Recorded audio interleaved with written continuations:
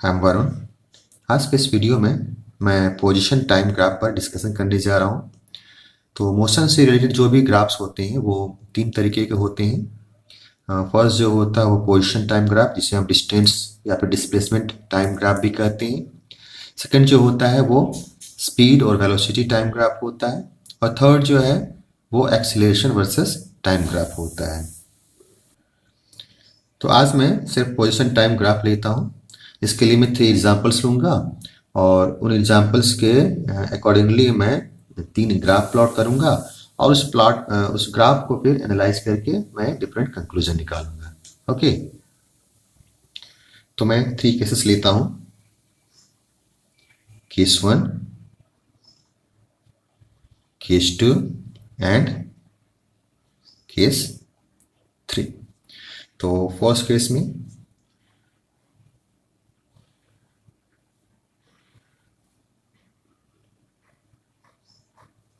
ये हमारा एस जो कि रिप्रेजेंट करेगा डिस्प्लेसमेंट को या डिस्टेंस को, जो कि मीटर में है हमारा। सेकंड जो है हमारा वो टाइम है, जो कि सेकंड में रहेगा।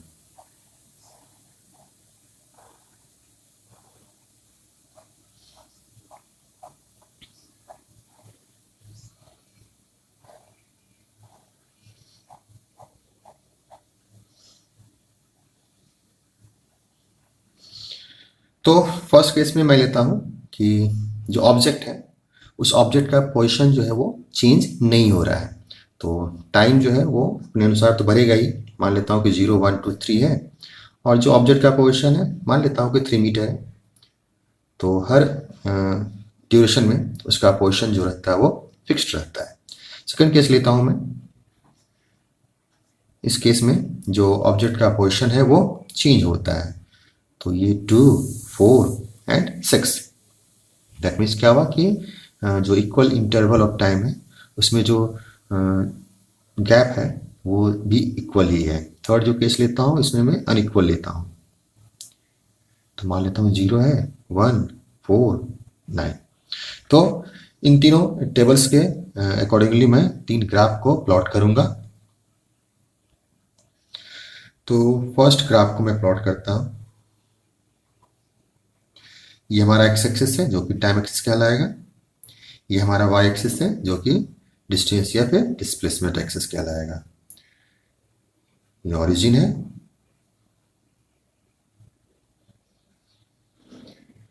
1, 2 एंड 3, 1, 2 एंड 3। तो 0 and 3, 0 and 3, 1 and 3, 2 and 3 and 3 and 3। तो जब हम सारे कोऑर्डिनेट्स को मिलाते हैं तो एक स्ट्रेट लाइन ऑब्टेन हो रहा है। मैं सेकंड ग्राफ को प्लॉट करता हूं।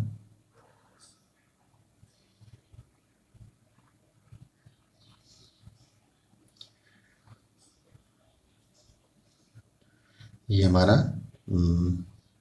2, 4, 6, 1, 2 and 3, sorry 1, 2 and 3। Now 0, 0, 1 and 2, 2 and 4, 3 and 6।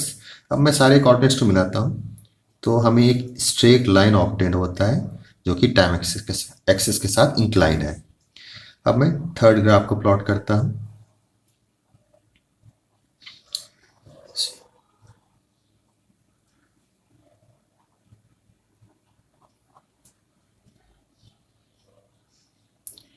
One, two, three, 1, 2 and 3,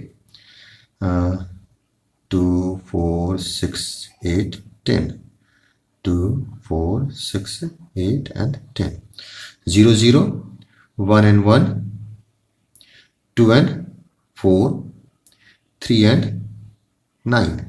तो इस केस में क्या हो रहा है, हमें एक कर्व्ड लाइन ऑब्टेन हो रहा है। तो 3 तरीके के ग्राफ्स हो गए।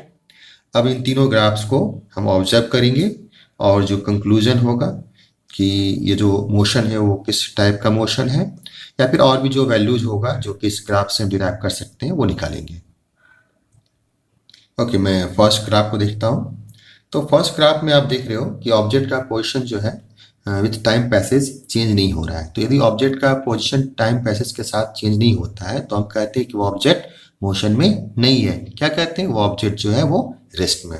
दैट मीन्स यदि कोई स्ट्रेट लाइन ऑब्टेन होता है जो कि पैरेलल हो टाइम एक्सिस के साथ, तो हम कह सकते हैं कि वो जो ऑब्जेक्ट है वो रेस्ट में। दैट मीन्स उसमें कोई भी मूवमेंट नहीं है। तो ये जो ग्राफ हमने प्लॉट किया ये रेस्ट को रिप्रेजेंट कर रहा है।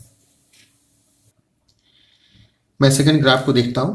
तो इस ग्राफ में क्या हो रहा है कि ये जो टाइम इंटरवल है का जो ड्यूरेशन है जो कि इक्वल है, तो हम देखते हैं कि हर इक्वल इंटरवल में वो जो गैप है जो कवर किया जा रहा है उस ऑब्जेक्ट के द्वारा वो इक्वल है। दैट मीन्स क्या हुआ कि इक्वल इंटरवल ऑफ टाइम में इक्वल डिस्टेंस जो वो कवर कर रहा है। तो ऐसे मोशन को हम क्या कहते हैं? Uniform motion. दैट मीन्स ये जो लाइन है जो कि एक स्ट्रेट लाइन है जो कि टाइम एक्सिस के इंक्लाइन है वो रिप्रेजेंट करेगा यूनिफॉर्म मोशन को। अब यूनिफॉर्म मोशन का मतलब क्या हो गया? इस केस में जो स्पीड है वो कांस्टेंट है। दैट मीन्स वो जो ऑब्जेक्ट जो मूव कर रहा है वो कांस्टेंट स्पीड के साथ मूव कर रहा है। थर्ड मैं केस को लेता हूं।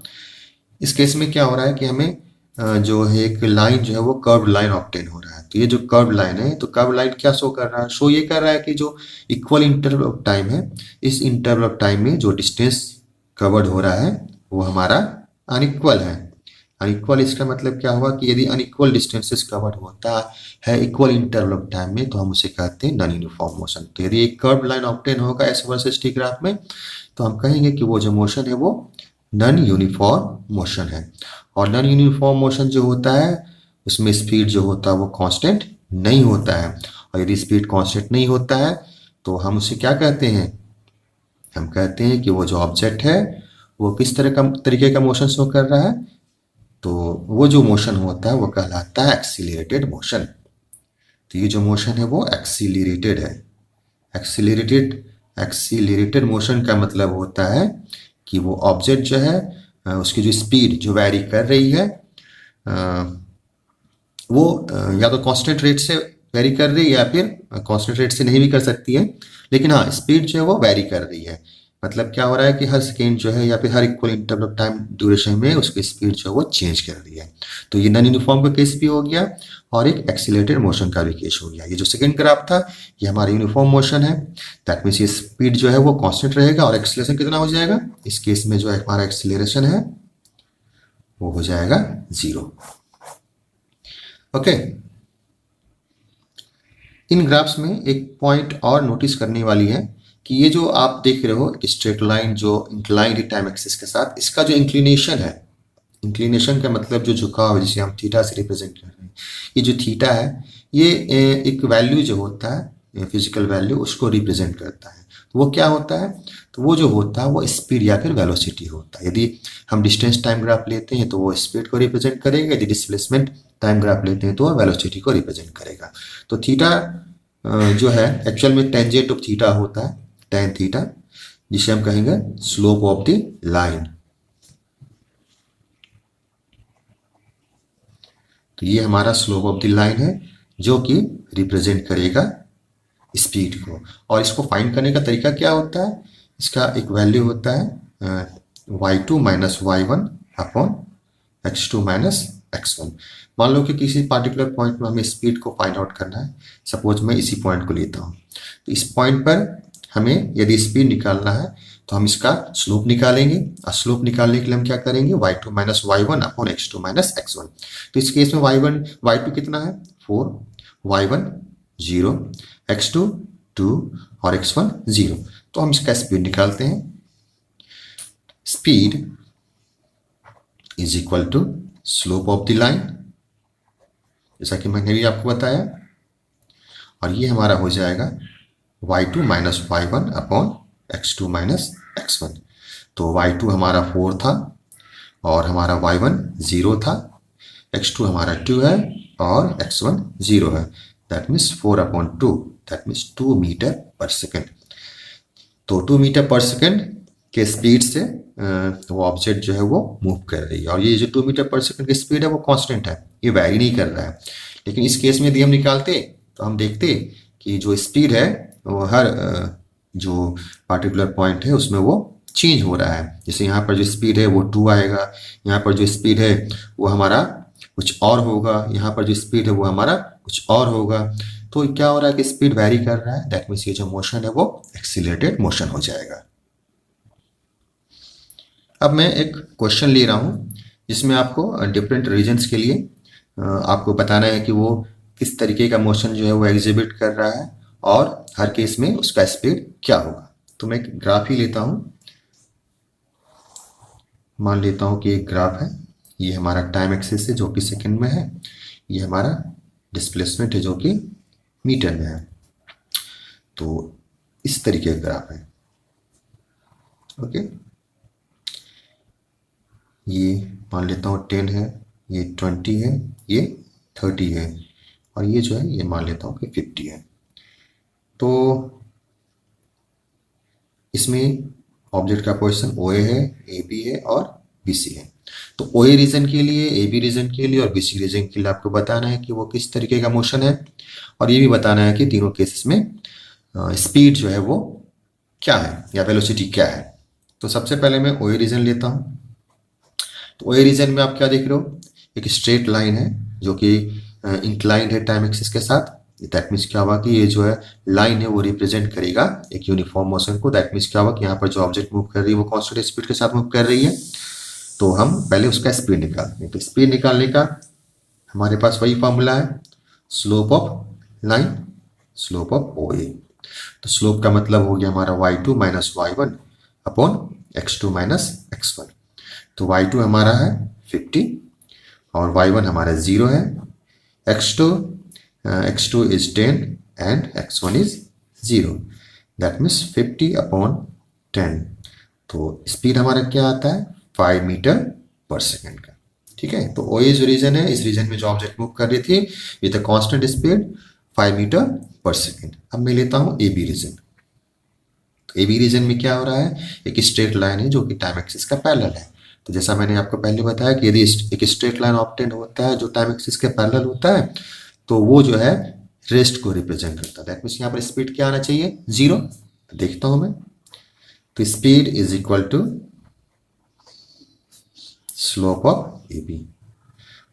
वही फॉर्मूला मैं यूज कर रहा हूँ, y2 minus y1 upon x2 minus x1। तो देखो यहाँ पर y2 जो है वो 50 है, y1 भी हमारा 50 है, तो 50 माइनस 50 अपॉन 20 माइनस 10, तो यह आ जाएगा हमारा 0 मीटर पर सेकेंड। तो 0 मीटर पर सेकेंड की स्पीड से देखो ऑब्जेक्ट मूव करती है, इसका मतलब ऑब्जेक्ट मूव ही नहीं कर रही है, ऑब्जेक्ट जो है वो रेस्ट में है, ठीक है। मैं थर्ड केस लेता हूँ BC का। तो BC भी एक स्ट्रेट लाइन है जो कि टाइम एक्सिस के साथ इंक्लाइंड है, लेकिन ये जो इंक्लिनेशन है आप देख रहे हो कि ग्रेटर देन 90 डिग्री है, और 90 डिग्री से ज़्यादा रहता है टेंजेंट का वैल्यू तो वो निगेटिव होता है। दैट मीन्स यहाँ पर जो वेलोसिटी होगा वो क्या होगा, निगेटिव होगा। देखता हूँ मैं निकाल कर। तो velocity is equal to slope of BC। सबसे पहले फॉर्मूला हमारा है y2 minus y1 upon x2 minus x1। तो y2 हमारा कितना है 0 और y1 हमारा कितना है 50, x2 हमारा 30 है और x1 हमारा 20 है। तो ये हमारा हो जाएगा minus 50 upon 10, that means minus 5 metre पर सेकेंड। तो इस केस में जो हमारा स्पीड था वो निगेटिव था, मतलब वेलोसिटी जो है वो निगेटिव है। कितना वैल्यू इसका माइनस 5 मीटर पर सेकेंड।